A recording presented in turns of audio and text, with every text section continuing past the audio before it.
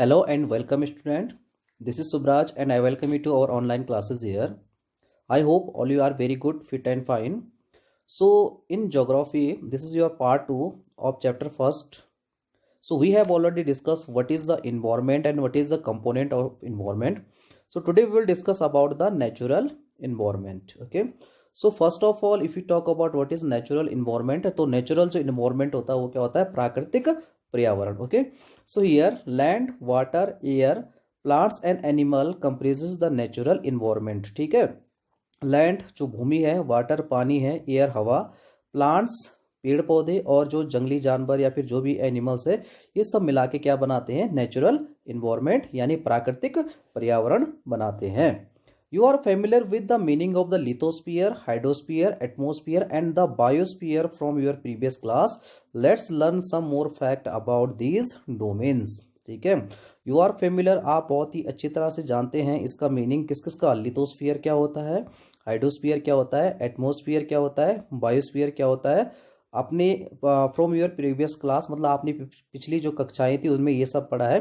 Let's learn some more fact about this domain. और यहाँ पर इससे अधिक थोड़ा कुछ पढ़ेंगे. Okay. So first of all we will discuss about the lithosphere. Okay. First we have lithosphere. Lithosphere is the solid crust और the hard top layer of the earth. ठीक है. अब देखो जैसे हमारी अर्थ है, ठीक है, तो हम लोग जहां पर रह रहे हैं, ठीक है, हमारी जो अर्थ है और जहां पर हम लोग रह रहे हैं उसे हम क्या कहेंगे? लिथोस्फीयर कहेंगे. सॉलिड क्रस्ट का मतलब है कि सबसे जो ऊपरी परत है, ठीक है, मतलब जहां पर हम लोग क्या कर रहे हैं, रह रहे हैं, उसे हम क्या कहेंगे? लिथोस्फीयर कहेंगे. It is made up of rocks, minerals and covered by a thin layer of soil. ठीक है. ये किस चीज की बन रखी है? रॉक्स मतलब चट्टानों की, मिनरल्स जो खनिज पदार्थ उसमें होते हैं, और ऊपर सबसे ऊपर में थिन लेयर ऑफ सोयल का मतलब है कि मिट्टी की एक पतली सी जो परत होती है इसमें सबसे ऊपर होती है. Okay. It is an irregular surface with various landform such as mountain, plateaus, plains, valleys etcetera. ये क्या होती है? इरेगुलर का मतलब है इसमें क्या होती है? चेंजेस होती रहती है. ठीक है. ऊपर की सरफेस में इसमें बहुत सारे लैंड फॉर्म्स है जो नेचर ने, प्रकृति ने अपने आप बना रखे हैं. जैसे माउंटेन्स हुआ, ओके, प्लेट्यूज पठार हुए, प्लेन्स मैदान हुए, वैली घाटियां हुई, etcetera. Landform are found over the continent and also on the ocean floor. ठीक है. जो लैंडफॉर्म है वो कॉन्टिनेंट, महासागरों में, ओशियन सागरों में भी क्या होते हैं? पाए जाते हैं. Okay. Lithosphere is the domain that provide us forest, grassland for grazing, land for agriculture and human settlements. ठीक है. जो लिथोस्फीयर है वो एक ऐसी डोमेन है, ठीक है, एक ऐसी जगह है जो हमें क्या करती है? प्रोवाइड फॉरेस्ट, जंगल हमें देती है. ग्रासलैंड फॉर ग्रेजिंग मतलब जो हमारे क्या होते हैं, जो भी जानवर होते हैं उनके लिए क्या? ग्रासलैंड, घास के मैदान हमें प्रदान करती है. लैंड फॉर एग्रीकल्चर, किसानों के लिए, हम लोगों के लिए क्या? खेती बाड़ी के लिए क्या है? भूमि प्रदान करती है. और ह्यूमन सेटलमेंट का मतलब है हम जहां पर क्या करते हैं? रहते हैं. It is also a source of mineral wealth. ये क्या है? सोर्स ऑफ मिनरल्स वेल्थ का मतलब है खनिज पदार्थों का, मतलब जो महंगे महंगे खनिज पदार्थ है यहीं पर पाए जाते हैं. जैसे सोना हुआ, चांदी हुआ, तांबा हुआ, जितने भी क्या है मेटल्स है, सभी इसी वाली लेयर में पाए जाते हैं. Okay. The domain of water is referred to as hydrosphere. It comprises various sources of water and different types of water bodies like river, lakes, seas, ocean, etc. ठीक है. अब जो जितनी भी क्या होती है वाटर बॉडीज होती है उसे हम क्या कहते हैं? हाइड्रोस्फीयर कहते हैं. ठीक है. इसमें से कौन कौन से होती हैं? जैसे हमने नदी की बात करें, रिवर्स नदी, लेक्स झीलें हैं, जो सी समुद्र हैं, ओशियन महासागर है. It is essential for the all living organisms. मतलब जितने भी क्या होते हैं प्राणी होते हैं, जितने भी जीव जंतु होते हैं, इन सब के लिए क्या होता है? ये बहुत ही जरूरी होता है. मतलब पानी के बिना कोई भी जिंदा नहीं रह सकता. ठीक है. आपको पता होगा कि चाहे वो ह्यूमन बीइंग है या फिर कोई भी क्या एनिमल्स है या फिर क्या कोई प्लांट है, सबको किस चीज़ की जरूरत पड़ती है? पानी की जरूरत पड़ती है. Next, the atmosphere is a thin layer of air that surround the earth. ठीक है. नेक्स्ट क्या आ गया हमारे पास? एटमोस्फियर. ओके. सो एटमॉस्फेयर क्या एक थिन लेयर मतलब एक पतली सी क्या लेयर है पूरे के पूरे अर्थ में चारों तरफ जो क्या हो रखी है मतलब एक फैल रखी है।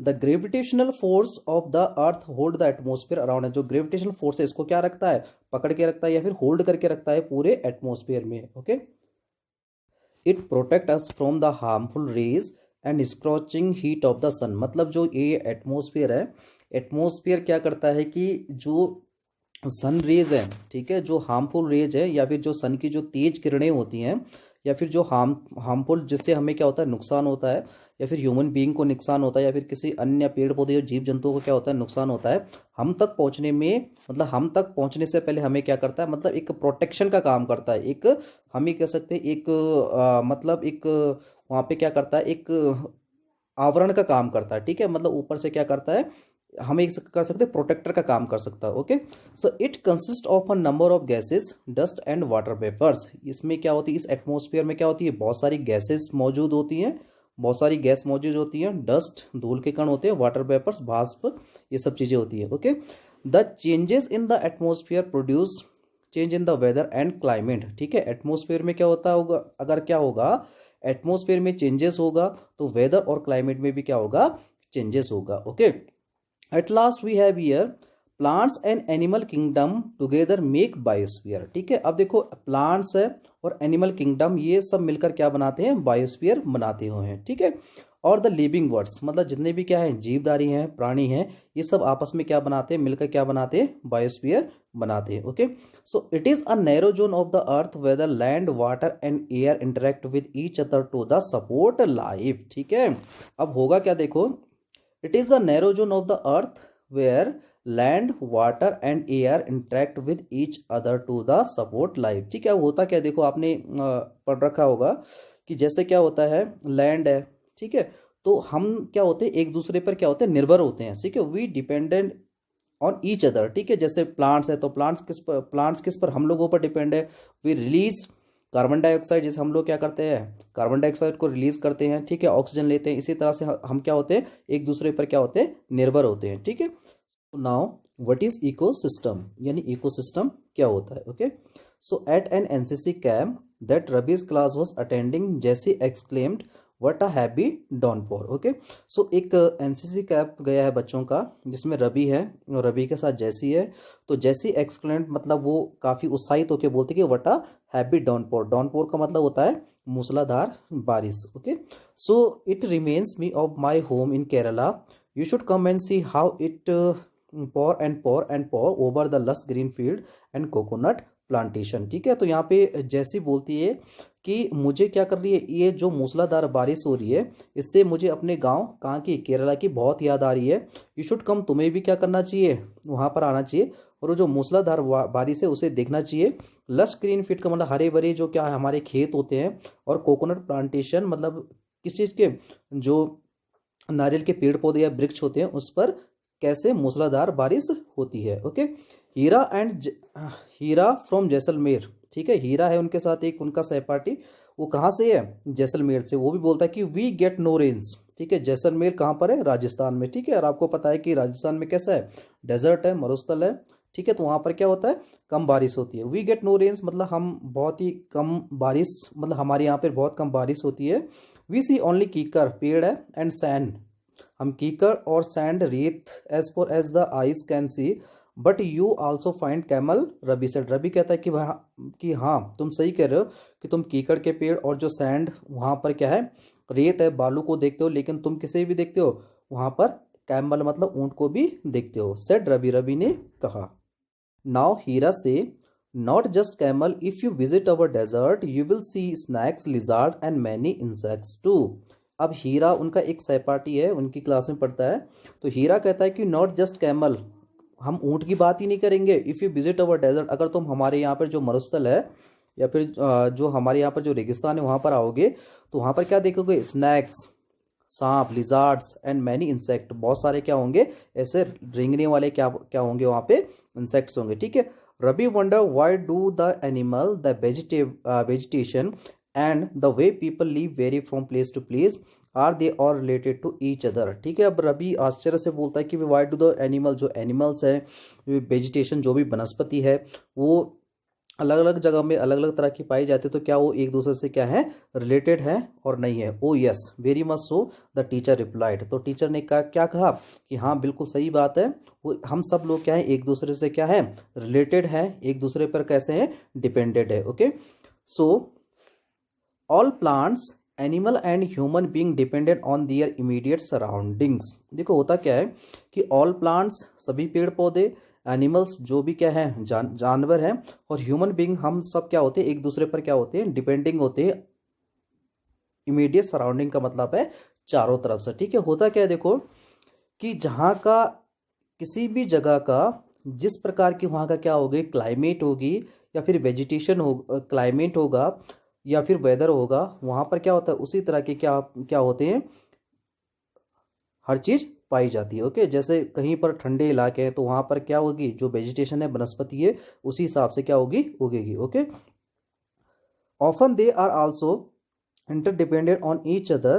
This relation between the living organism as well as the relation between the organism and their surrounding from an ecosystem, यही क्या कहलाता है, इकोसिस्टम कहलाता है। जब हम क्या करते हैं, एक दूसरे पर क्या होते हैं, डिपेंड होते हैं, मतलब हमारी नीड्स क्या होती हैं, पूरी हो जाती हैं। Okay, so there could be an ecosystem of large rain forest, grassland, desert, mountain, lake, river, ocean and even a small pond. ठीक है, इकोसिस्टम का मतलब है कि इकोसिस्टम कहीं पर भी क्या हो सकता है, अवेलेबल हो सकता है, चाहे वो लार्ज, बड़े सा बड़ा क्या हो, रेन फॉरेस्ट हो, ग्रासलैंड घास के मैदान हो, मरुस्थल हो, माउंटेन हो, लेक हो, रिवर हो, ओशियन हो, और एक छोटा सा तालाब भी क्यों ना हो। Okay, so do you think the park in which Ravi and his friend. So okay student, इस डायग्राम से हम थोड़ा समझने की कोशिश करते हैं कि अब तक जो भी हमने इस टॉपिक में जो कुछ भी पढ़ा है वो कैसे एक दूसरे से इंटर रिलेटेड है। ओके, देखो हमने सबसे पहले पढ़ा था, क्या था, लिथोस्फीयर। यहाँ पे देखेंगे आप, लिथोस्फीयर। ओके, फिर दूसरा क्या पढ़ा था हमने, हाइड्रोस्फीयर, ठीक है, वाटर बॉडी। और तीसरा क्या पढ़ा था, एटमोस्फियर। तो और ये सब मिलकर क्या बन रहा है, एक बायोस्फीयर बन रहा है। कैसे बन रहा है, देखो लिथोस्फीयर लैंड फॉर्म है यहाँ पे, जहाँ पर क्या है, पेड़ पौधे उग रखे हैं, ठीक है, लोग रहते हैं, ठीक है। नेक्स्ट है हाइड्रोस्फीयर, यहाँ पर सारी के सारी क्या है, वाटर बॉडी है। ओके, और यहाँ पर क्या है, एटमोस्फियर, विभिन्न प्रकार की गैसें जहाँ पर क्या होती है, एग्जिस्ट होती हैं, वो सब क्या है, एटमोस्फियर है। और ये तीनों चीज, it means lithosphere, lithosphere, hydrosphere और एटमोस्फियर, ये पूरा मिला के क्या बन रहा है, बायोस्फीयर, बायोस्फीयर बन जा रहा है, जिसलिए क्या होता है, यहाँ पर जीवन संभव होता है। Okay, so student, I hope you are reading nowadays very well. Okay, so in this topic what you have to do, you have to again read this chapter, revise. So okay student, what you have to do from this topic, so you have to again draw this diagram। आप क्या करेंगे, अपना जो left side वाला page है, okay, जैसे आपने पहला वाला डायग्राम बनाया था उसी हिसाब से आप क्या करेंगे, लेफ्ट साइड वाले पेज में क्या करेंगे, ये वाला डायग्राम बनाएंगे। ठीक है, ऐसे ही आप सर्किल करेंगे, और सर्किल में लिथोस्फीयर, ओके, हाइड्रोस्फीयर, एटमोस्फीयर, और फिर इसको बायोस्फीयर, बायोस्फीयर बना देंगे। ठीक है, उसमें हेडिंग डालेंगे domain of the environment. Okay, domains of the environment. Okay, so student, thanks for watching the video, take care and good bye.